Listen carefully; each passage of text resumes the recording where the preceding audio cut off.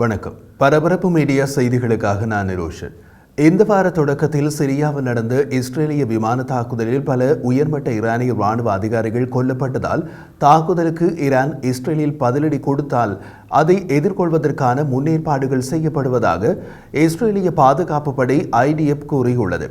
IDF இஸ்ரேலின் வான் பாதுகாப்பு வரிசையை பலப்படுத்தியதாகவும் இராணுவத்தில் காத்திருப்போர் பட்டியலில் உள்ளவர்களை இராணுவ சேவைக்கு அளித்ததாகவும் IDF தெரிவித்துள்ளது. டமாஸ்கஸில் உள்ள ஈரானின் தூதரகத்திற்கு அடுத்துள்ள கட்டடத்தின் மீது திங்கட்கிழமை தாக்குதல் நடத்தியதற்கு இஸ்ரேலை தண்டிக்காமல் விடமாட்டோம் என்று ஈரானும் அதன் ஆதரவு இயக்க ஹெஸ்பொல்லாவும் உறுதியளித்துள்ளன. சிரியாவில் நடந்த தாக்குதலில் ஈரானிய தளபதிகள் மட்டும் கொல்லப்படவில்லை.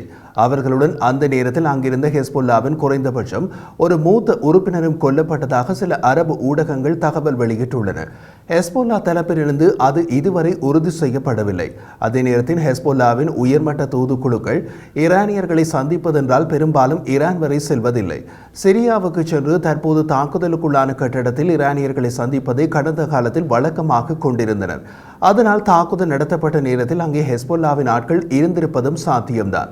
அந்த தாக்குதலுக்கு ஈரானின் பதிலடி எப்படியானதாக இருக்கலாம் என்பது தொடர்பாக வெவ்வேறு தரப்புகள் வெவ்வேறு விதமாக தமது கணிப்புகளை தெரிவித்துள்ளனர். இஸ்ரேலின் சேனல் 12 தொலைக்காட்சியில் நடந்த ஒரு பாதுகாப்பு ஆய்வில் லெபனான், ஈராக் மற்றும் ஏமனில் உள்ள ஈரானிய ஆதரவு இயக்கங்கள் மூலமாக ஈரான் பதிலடி கொடுக்காமல் தமது சொந்த பிரதேசத்திலிருந்து இஸ்ரேலை நோக்கி நேரடியாக ஏவுகணைகளை ஏவுவதன் மூலம் பதிலடி கொடுக்க முடியும் என்ற சாத்தியத்தையும் இஸ்ரேல் தீவிரமாக எடுத்துள்ளது. அதனால் தான் இஸ்ரேலிய வான் பாதுகாப்பு சாதனங்களின் வரிசைகள் மாற்றப்படுகின்றன என்று கூறப்பட்டது. ஈரானின் எல்லையிலிருந்து ஏவுகணை தாக்குதல் நடத்தினால் இஸ்ரேலிய பாதுகாப்பு படைகள் கணிசமான பதிலடி கொடுக்க தூண்டப்படும். அது பெரியளவான மோதலாக உருமாற்றம் பெறும். இஸ்ரேலிய ராணுவ உளவுத்துறை அமானின் முன்னாள் தலைவர் அமோஸ் யாட்லின் ஈரான் நேரடியாக இஸ்ரேல் மீது ஏவுகணை தாக்குதல் நடத்தினால் நான் ஆச்சரியப்பட மாட்டேன் என்று கூறினார்.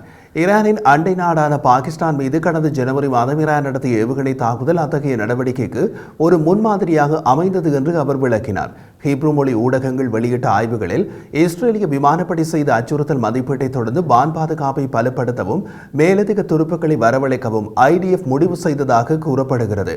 இஸ்ரேலிய ராணுவ உளவுத்துறை அமானின் முன்னாள் தலைவர் அமோஸ் யாட்லின் கூட அந்த பதவிக்கு வருவதற்கு முன் இஸ்ரேலிய விமானப்படையின் தளபதியாக இருந்தவர்தான். சிரியாவில் ஈரானிய தூதரகத்தில் தாக்குதல் நடத்தியதும் இஸ்ரேலிய விமானப்படைதான். ஈரான் இஸ்ரேல் மீது நேரடியாக தாக்கலாம் என்று இஸ்ரேலிய விமானப்படை ஏதோ ஒரு விதத்தில் கணிப்பிட்டிருக்கலாம். சிரியாவில் நடந்த தாக்குதலுக்கு பின்னர் ஹெஸ்பொல்லாவால் லெபனானிலிருந்து இஸ்ரேல் மீது பல ராக்கெட்கள் ஏவப்பட்டுள்ளன. இருப்பினும் அவை வழமையான தினசரி எல்லை தாண்டிய தாக்குதல்களுக்கு அப்பால் சென்றதாக எந்த அறிகுறியும் இல்லை. ஈரானிய சுப்ரீம் தலைவர் அயத்துல்லா அலி கமேனி சிரியாவில் நடந்த தாக்குதலுக்கு பழி வாங்குவதாக சபதம் செய்துள்ளார். மேலும் ஈரானிய பதிலடிக்கு பொதுமக்களின் அழுத்தத்தின் அடையாளமாக டெஹ்ரானை சுற்றி அவரது வார்த்தைகளை குறிக்கும் சுவரொட்டிகள் ஒட்டப்பட்டுள்ளன. காசாவில் இஸ்ரேலிய ராணுவம் தோல்வியடையும், அத்துடன் இஸ்ரேலில் தற்போதைய ஆட்சி வீழ்ச்சியடையும் அல்லது ஆட்சி கலைப்புக்கு அருகில் இருக்கும் என்று கமேனி நேற்று புதன்கிழமை டெஹ்ரானில் அந்த நாட்டு அதிகாரிகளுக்கு ஆற்றிய உரையில் கூறினார். சிரியாவில் அவர்கள் செய்ததை போன்ற தாக்குதல்கள் அவர்களை தோல்வியிலிருந்து காப்பாற்றாது. நிச்சயமாக அந்த நடவடிக்கைக்காக அவர்கள் மிகப்பெரிய விலை கொடுக்க வைக்கப்படுவார்கள் என்றார். மத்திய கிழக்கு நாடுகளின் அச்சுறுத்தல்களை எதிர்கொள்ள இஸ்ரேல் தயார் நிலையை அதிகரித்து வருவதாக பாதுகாப்பு அமைச்சர் ஜோவ் காலன் நேற்று புதன்கிழமை தெரிவித்தார். ஹைஃபாவில் நடந்த போர் தயார் நிலை ஆயுத பயிற்சியில் பேசிய ஜோவ் காலன், இஸ்ரேலிய பாதுகாப்பு படைகள் ஹெஸ்பொல்லாவுக்கு எதிராகவும் நம்மை அச்சுறுத்தும் வேறு தரப்புகளுக்கு எதிராகவும் நமது நடவடிக்கைகளை விரிவுபடுத்துகிறது. இஸ்ரேல் மத்திய கிழக்கு முழுவதும் நமது எதிரிகளை தாக்கும் விதத்தில் தயார் நிலையில் உள்ளது என்று பேசினார்.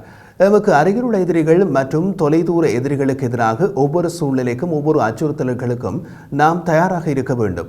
இஸ்ரேலிய பொதுமக்களை எவ்வாறு பாதுகாப்பது என்பது எங்களுக்கு தெரியும். எங்கள் எதிரிகளை தாக்குவது எப்படி என்பது எங்களுக்கு தெரியும் என்று அவர் பேசினார். தொலைதூர எதிரி என்று அவர் குறிப்பிட்டது ஈரானை தான் என்று இஸ்ரேலிய ஊடகங்கள் குறிப்பிடுகின்றன.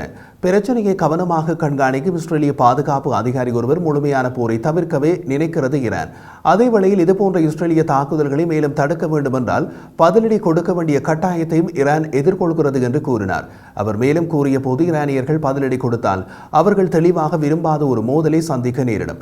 சிரியாவில் நடந்த தாக்குதலுக்கு ஈரானியர்கள் பதிலடி கொடுக்கவில்லை என்றால் அது உண்மையில் அவர்கள் ஒரு காகித புலி என்பதற்கு என்பதற்கான சான்றாக இருக்கும் என்று அவர் மேலும் கூறினார். ஈரான் இஸ்ரேலை நேரடியாக தாக்கக்கூடும். மற்றொரு தேர்வில் இஸ்ரேலிய தூதரகங்கள் அல்லது வெளிநாடுகளில் உள்ள ஜூதர்களின் மையங்களை தாக்கக்கூடும். ஆனால் வெளிநாடுகளில் தாக்குவது இந்த நேரத்தில் ஈரானை வேறு பல சிக்கல்களில் தள்ளிவிடும். ஏதோ ஒரு இயக்கம் அந்த தாக்குதல்களை நடத்துவதாகவே வெளியே காட்ட வேண்டும். ஆனால் இஸ்ரேல் நேரடியாக ஈரானின் முக்கிய தளபதியை தாக்கிய நேரத்தில் யாரோ ஒரு இயக்கம் இஸ்ரேலிய இலக்கை தாக்குவதை யாரும் நம்ப போவதில்லை. அதன் பின்னணியில் இருப்பது ஈரான் தான் என்பது சந்தேகத்துக்கு இடமில்லாமல் தெரிய வந்துவிடும். அது மேலும் பல பிரச்சனைகளை ஈரானுக்கு ஏற்படுத்திவிடும். அதனால் இஸ்ரேலுக்குள் ஒரு தாக்குதலை நடத்த முடிவை ஈரானிய தலைமை எடுக்கலாம் என்ற கணிப்பில்தான் இஸ்ரேல் தமது வான் பாதுகாப்புகளை மாற்றி அமைக்கிறது என்று எடுத்துக் கொள்ளலாம்.